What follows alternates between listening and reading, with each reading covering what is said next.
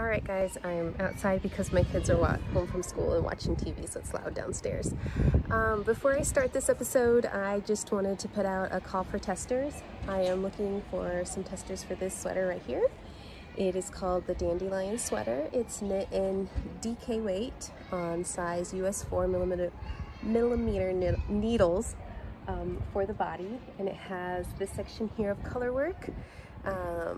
It's circular yoke from the top down, seamless, and I'm looking for sizes for children ages, I've already got the size 4 tester, so I need ages around age 6, age 8, age 10, and age 12.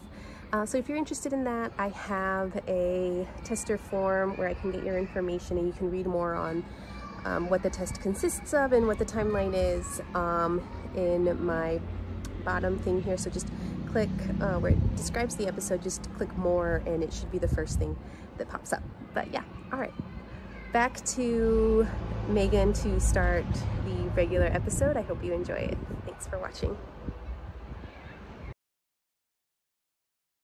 Welcome to First and Cedar Knitting. My name is Megan and I will be your host. Today we have a regular episode where I update you on everything that I'm making, what I've been working on, and we will go from there. We just got back. Today is Wednesday, May 28, 29, and we got back from our vacation that we just went on. Sorry, I'm looking. Yes, today is May 29th. We just got back from vacation yesterday for the Memorial holiday. We actually went to Nagoya, which is about a 4-hour drive from where we live in the outskirts of Tokyo, and stayed in an Airbnb there. And then Monday we went to the Ghibli Park, some people pronounce it, and did all of the attractions that are there. I'll maybe insert a couple of videos at the end for you guys to see that. It was a lot of fun, and I have a couple of little acquisitions which I thought would be fun to share with you guys that I think you would like. So let's get going with the podcast. We'll start with what I'm wearing. It is very warm out, but not too warm. We had a huge rainstorm last night. It had been very humid before. It's rained, all of that cleared out, so it's still warm, but it's not humid, so it doesn't feel as warm. I am wearing a modification. I think it's the flax light with short row shaping. And the fun detail on this one is the lace work on the back, which is very light weight for warm summer days. And then I also did it a little bit cropped with an extra long rib. You can see where I changed yarn for it was a hand-dyed yarn. I wear it. I don't really care that there's a visible line. I might maybe someday over dye it, but from what I understand is that if you I'd have to dye it a really dark color for this to go away. So if I just over dyed it like another layer of pink, this pink would get slightly darker and this pink would get slightly darker to where that line would remain. But maybe someday I will do that, but not for now. But yeah, I do love the lace detail at the back. Enjoy wearing this one. So that's what I'm wearing today, and I'm very excited to keep going with this episode. So we'll be back. I'm just gonna pause this video for editing purposes, and then I come back and I do the second part. Makes it easier for me to edit. You didn't need to know that. But yeah.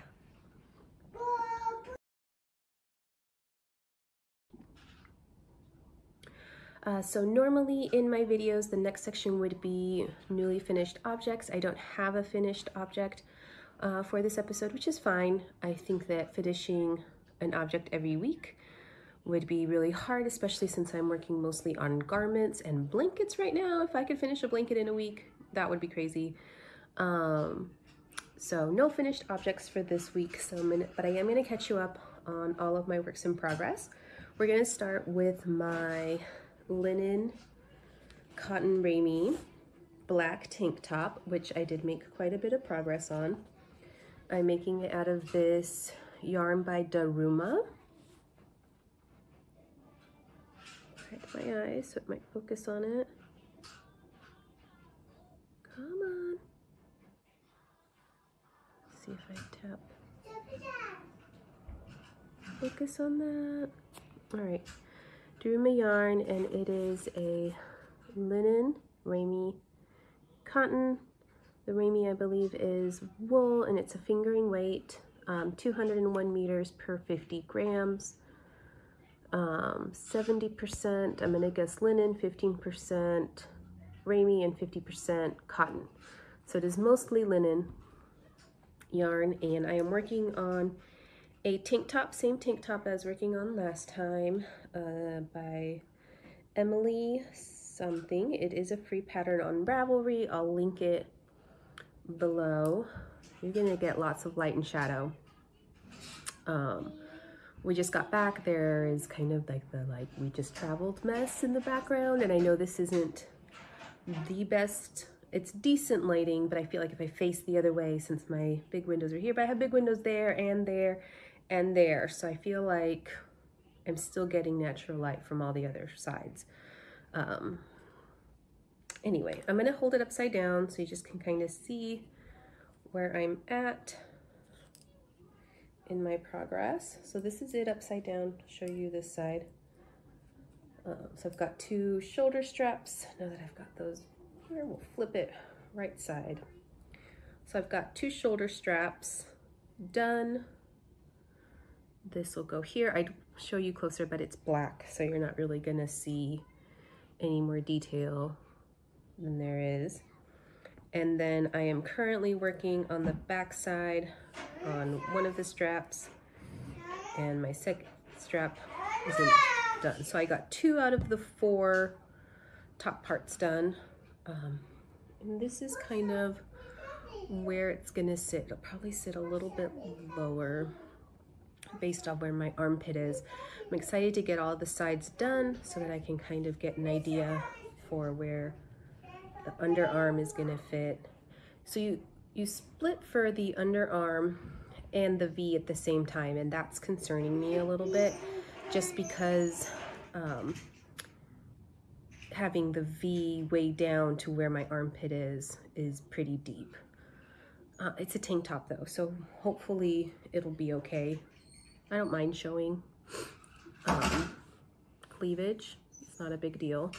I just hope it looks flattering. That's my concern, is that it won't look as flattering as if it was just raised up a tiny bit in comparison to the armpit. Then start your V a little bit higher. If I really like this one and I want to make that modification, if I make another one, I can.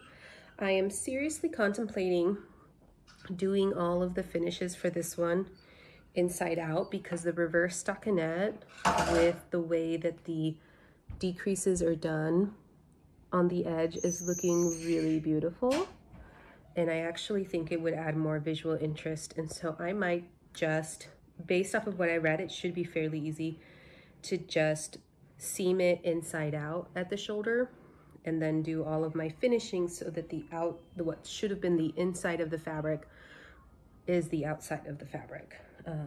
So I might do that. And I've still got this much left of my second ball, so I may not need, maybe that's my 3rd ball. Anyway, I might not need this one, which, if I still had my receipt and if I spoke Japanese, I might be brave enough to take this back to the store and say, can I have my monies back? But I don't speak Japanese. I know I don't have the receipt anymore, and I don't know. I could probably get my money back with my unused skein. I know most US shops, little yarn shops, will do that. If you end up with a leftover skein, you can return it. You have your receipt. You can get your money back. And that's where I am with my little black tank top. That one, I hope to get it done before the next episode. I'm real close. I just need to kind of finish one strap and then one whole other strap, seam it at the top, do all of the finishings, block it, and then it should be ready for wearing, which is great because it's getting hot and hot. more and more hot.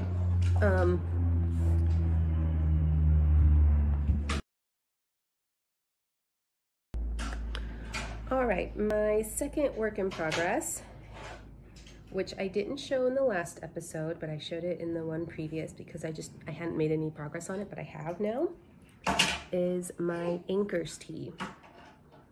It's actually all wonky because I tried it on not too long ago. So there's still a string in there.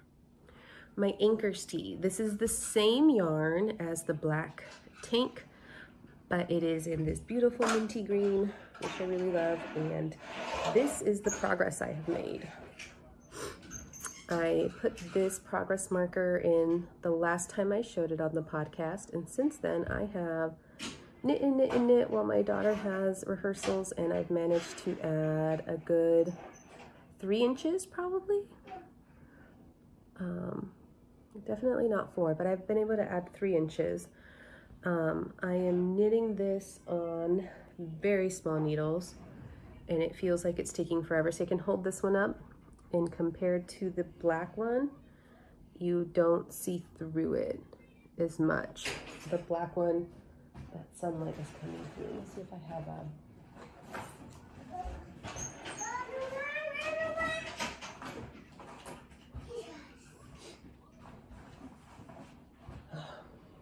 I don't have one. Usually have one of those rulers with the measurements, but they're very small needles. These are ones that I use to make socks. So it's a very fine gauge. It does need a good blocking. I think it'll even out beautifully. Tried it on. I definitely needed to go full length for this one on the body and just then let it fit me nice and loose, and then I'll come back, do the sleeves, and I'll be done. So this is the Ankers tee by Petit Knit. I've knit the Ankers sweater, my size. That's a DK weight one. I did 2 of those over the winter. And then this is the Ankers tee, the lighter fingering weight version, which I'm really excited to wear. And again, the same yarn is the last one, the linen Ramie cotton fingering. And this is just a lighter color, which I think will get a lot of wear out of it. This coming season, I have some US 2s, 2.75 millimeter, which are bigger than what I'm knitting it on because they're my longest ones with the cord, because I did try it on. I wanted to see how it was fitting on the body.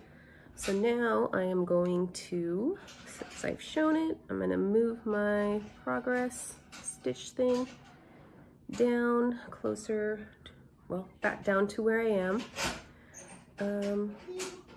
If I finish it, I won't show you how much progress I've made, but it is kind of fun challenge to myself to see how far I progress in between episodes. So the Ankers tee, it's wrinkly because I shove it in this project bag. I sewed this myself. It's just a little orange progress bag, just fabric, no batting, quilting batting in between it to stabilize it. So it's very loosey-goosey, easy to just kind of shove in and carry it around. And my last work in progress. Before I talk about that, I'm going to talk about 2 works in progress that I'm not talking about because I haven't actually made any progress on them. And the first one is my granny square. It's not a granny square because that's not the pattern. My crochet square blanket. I haven't made any progress on it. I need to order some more navy yarn, which is what I'm doing around the border. But yeah, haven't made much progress on that one. And then my silver cardigan also has not gotten very much progress, even though I do really want it because I want it in my wardrobe. I want to be able to wear it. I went on a date night the other night with my husband, and it was in the evening and it wasn't cold, but there was a nice breeze and it was a little bit chilly, and I really thought that that cardigan would have been perfect to just wear over this little summer dress that I was wearing, and I don't have it done, and I really wish I did. I made it in silver, and I'm kind of wishing that maybe I would have done it in like a cream or a natural or in a black, because that would maybe be more versatile with my wardrobe, my dresses, my like summer dresses that I have. I think that that would actually fit better, but I'll make the silver work. I have plenty of stuff I can wear it with. And then my new cast on, which if you watched my last video, I uploaded not my last episode, but my last video called What the Mohair? I like saying it a little dramatic, where I talk about my first ever garment that I've made using mohair along with the yarn. People have been doing this for a long time. It became really, really popular. I just never jumped on that trend, and so I'm trying it out now, and I want to show you the progress that I've made. If you want to see all the details about deciding the yarns and all of that, that is on my previous video, which I'll link to down below, where I talk all about it. So this is where I am. I'm got quite a bit of fabric here. I am getting close to splitting for the sleeves, but I understand why people like this, and I don't know if it's the lace or the mohair, or maybe it's both, so it like adds a little bit of weight and oomph to just the fingering weight yarn. And so what I did was I had some yarn that I dyed myself, and then I paired it with Kid Silk Mohair, or Kid Mohair Fine by Puppy.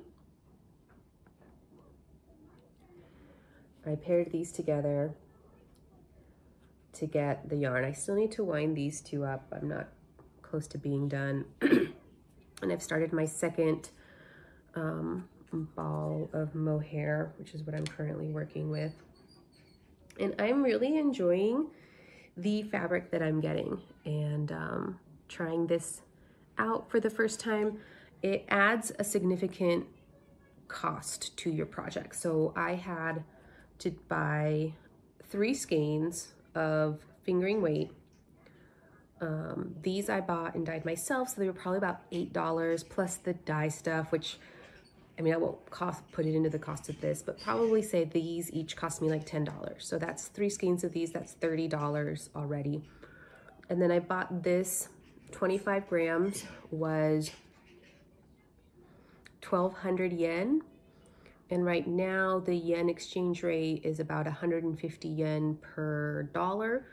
So it was about under $10. So we can just maybe round up and then take a little bit off the top. I had to buy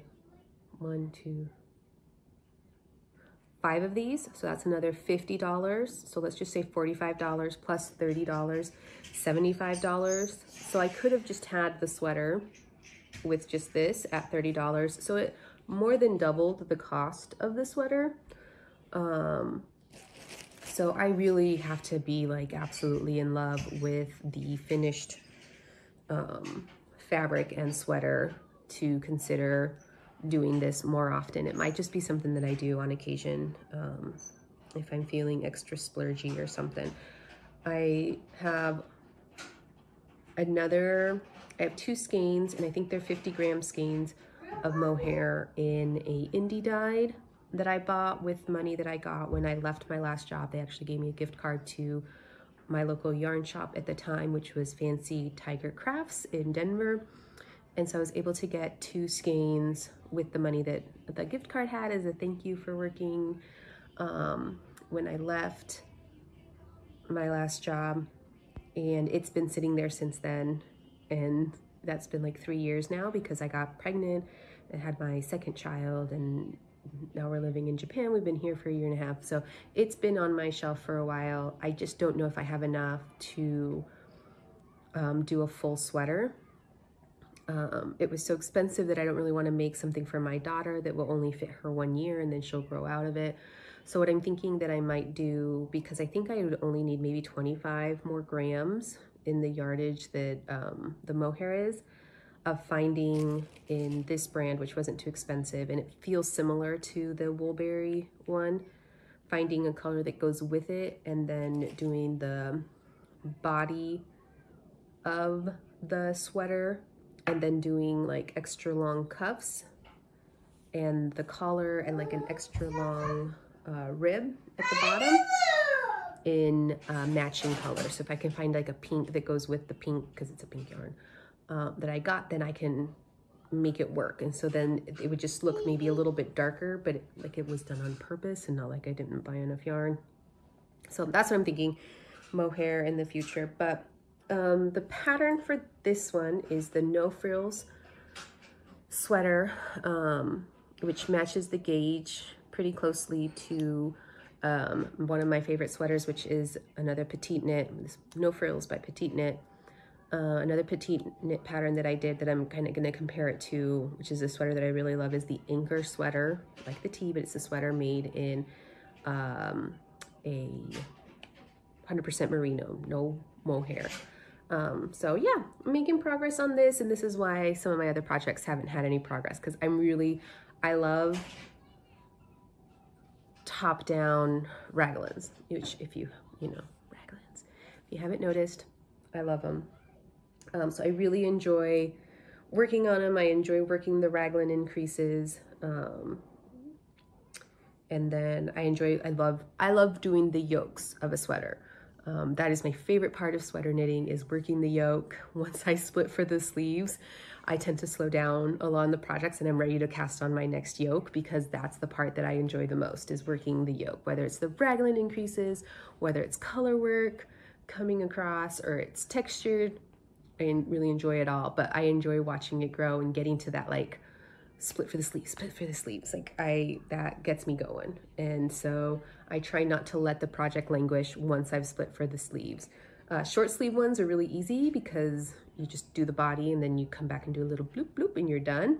But sometimes long sleeve ones I can get, reaching for my bag here, get stuck on sleeve island and then not want to work on it anymore. So yeah, working steadily on this. I am filming for my second part of that mohair episode, where I'm going to talk a little bit more about my thoughts on mohair and how it's going, and probably finish the sweater and talk about the finished item. That's what I'm thinking the second half of that video is going to be. So this is in my project bag, and then this is extra, it needs to be wound up so that it's ready when I get to it. And those are all my works in progress. And next I'll be coming with acquisitions and just future plans and what I'm thinking.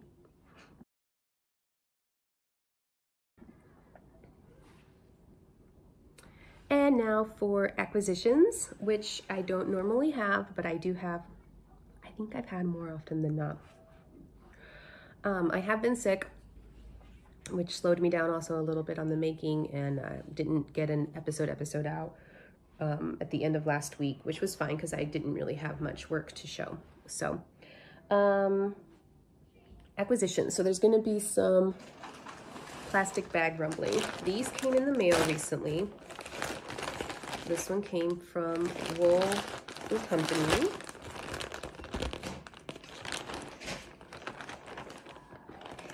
And I haven't seen it. This is my first time seeing it. And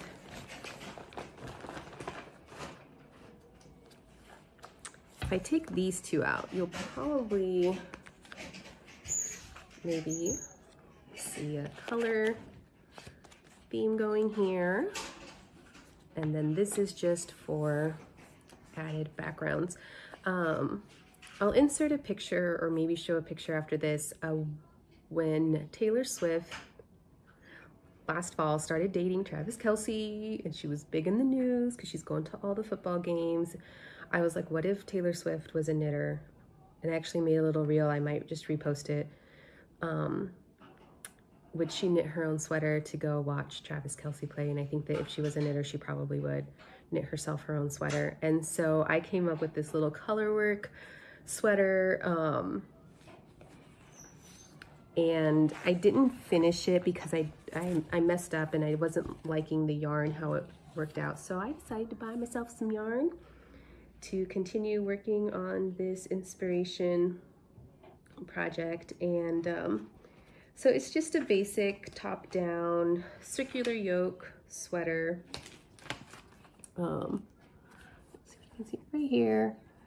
Just kind of some color work at the top, and then it says, I don't know if I'm gonna have it say Chiefs, Chiefs, Chiefs, Chiefs, or in my Chiefs era, in my Chiefs era, in my Chiefs era, across the back.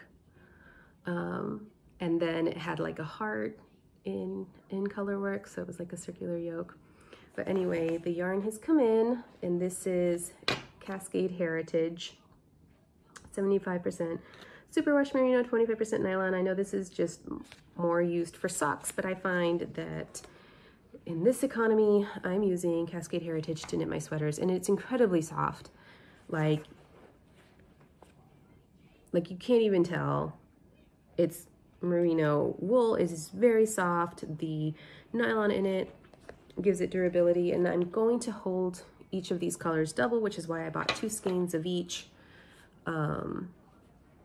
And I'm going to knit me for this fall, a Taylor Swift inspired Chiefs sweater, which I, during my time that I've lived in the States, the Chiefs have been my closest football team, and a lot of people I know cheer for the Chiefs. So if I had to pick it, you know, if they were like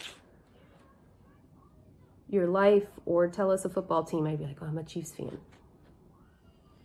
So I'm excited to have gotten this in. It took a long time to get here. I think it got lost. I tried to keep things shipped to me to a minimum just because it is halfway across the world. Though some of the things that come from Amazon get here within 1 or 2 days, so I know that those aren't coming from across the world. But anyway, I try to keep my shipping to a minimum of all of that stuff. And then one more acquisition, then one little thing I want to show you. So this one I didn't actually buy. I won a giveaway on the internet. My husband was like, no way are they going to send you the yarn. I won a Quince & Co. giveaway for 10 skeins of their yarn, and I molded over for quite a while. It's their Turn, which is 70% wool and 30% mulberry silk. And I thought and thought and thought about it. It's so hard when you have every single color available to you.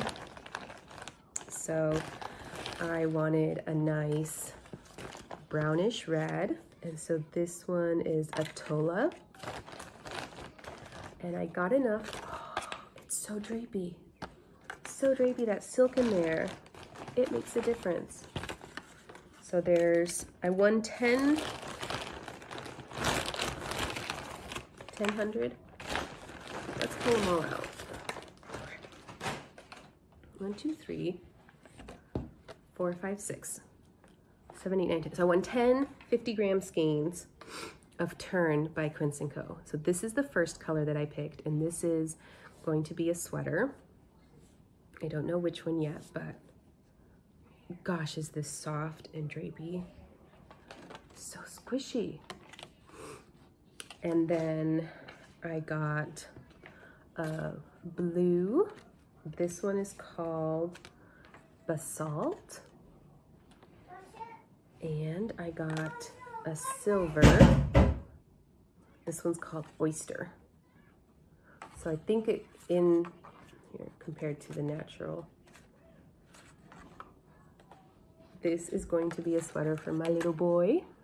I am pretty sure that that's what I'm going to do with this. Probably this will be a sweater for my boy. And then this I can do as some maybe color work along with this color. I don't know. It was so hard to pick with how many skeins of which color. So I do believe that these 6 skeins should be enough to make me a sweater. Not super oversized. Just a regular or a sleeveless tee. No, I think I'm gonna want sleeves with this so I can wear it in the winter. Something not too big, maybe some lace work. But yeah, that is squishy. And then 100 grams and 100 grams, 250-gram skeins in each of these colors, nice cool toned. I got those. I won them for free, and I still can't believe it. So excited. All right, It's so beautiful, guys. Very beautiful. My first ever sweater that I knit was made of Quince & Co. yarn, and it was their sport weight, which I think is called Chickadee. And I got it in this beautiful green, and this was when I was still trying to figure out yarn weight. My daughter was about 2, so it was 6 years ago, 6 or 7 years ago. We were in Charlottesville, Virginia, and I went to a local yarn shop there called U Fibers, or U something, EWE. They're in Charlottesville, and at first I bought the turn in like 3 different colors, thinking I was gonna make a fade, but the colors were so contrasty. Took them back to, we were staying in a hotel room, took it back and I molded over, went back to the yarn shop and was like, I regret my decisions. And the lady was super nice. She was like, well, you haven't wound these up, they're just still, I was like, no, I took them home and I just stared at them for a couple of days and realized that I made a mistake in colors. And so she returned them and I was able to buy the same amount, exchange them for one color of it. And it was this beautiful green, and it was sport weight. And so I didn't have a pattern to go with it. And so I eventually settled on La Peregrina sweater, and I don't know by its who. I'll look it up and put it in the thing. And it was my first ever circular yoke with short row shaping. The first time I ever did short row shapings, I remember, because I was so confused on the whole idea of like, this is your center back that you're going this way and then coming back and then going past and then this way and then coming back to add that fabric in the back. And I had to redo it like 5 or 6 times before and just kept reading it. And I had a little like 2-year-old, so I was sleep deprived. And it finally clicked. That was my first ever doing the short rows. And I was just like, oh, not that hard. Just need a good night's sleep to be able to understand it. And then I hadn't bought Quince & Co. yarn for a long time, but I did follow them on Instagram. And I commented and I won. I won these 10 skeins, which I'm just, it's gorgeous. I've never tried. I've never even had a chance to touch it. And this is beautiful, absolutely beautiful. Anyway, I don't know what I was saying, but yeah, Quince & Co. I'm excited. And my final one, sorry for the rustling. When we went to the Ghibli park, we went to the Witch Coven 13. They had this little like, all of the little witches from the movies, the Ghibli movies. And they had Liberty fabric. I sew a little bit, but this is Ghibli inspired Liberty fabric. And I'm not gonna open it yet because I don't know what I'm gonna make with it. I was thinking I'll probably make a little project bag with this and maybe have it be like this one where it's not the whole bag, but it has like a patchwork of some sort. So I got this one, which kind of looks like a, who's the artist that does the watercolors? And it's all, anyway, you can see it right there. And then I got this other one that just kind of has a light color and all of these cute little drawings. But yeah, 100% made in Japan. There's the little Ghibli doodad on it. And it's Liberty fabrics, which are just gorgeous fabrics. So I was very excited. I got 2 of them because I couldn't resist. My daughter picked this one out and I really like this one, so I got both of them. So these are gonna go in my like super duper special stash of yarn, not yarn, fabric for when I get back home. I do believe it's gonna become a project bag. I'm gonna save it and probably find a fabric to go with it so that I can do that. But there it is. That was one of my souvenirs from our trip to the Ghibli park, which we went to, and I will probably add some footage here at the end. But before I go, if you are watching this and you've made it this far, thanks for watching. One little announcement, I am currently working on a sweater pattern.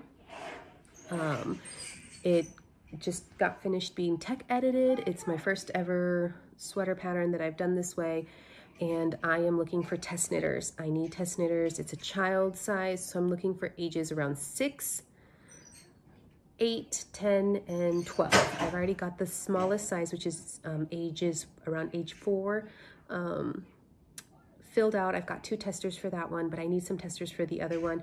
If you're interested at all, I'm going to put a post here. I'll probably put it at the very top of the thing, because I am looking for testers for that sweater. The testing, I started it back in May 20th, and it's gonna go until like August. So you still have quite a bit of time. I'm probably gonna have to push back the release date of the pattern until I can get all of the sizes tested. So yeah, if you're interested in that, if you're a test knitter at all, my daughter is actually, the sweater is upstairs, and so I don't have it. I'll insert a photo before I start the little bit of videos and photos that I did from the Ghibli Park for you to check out. But if you are interested in that, information down there and a little photo coming up. Again, thanks for watching, and I will see you next week.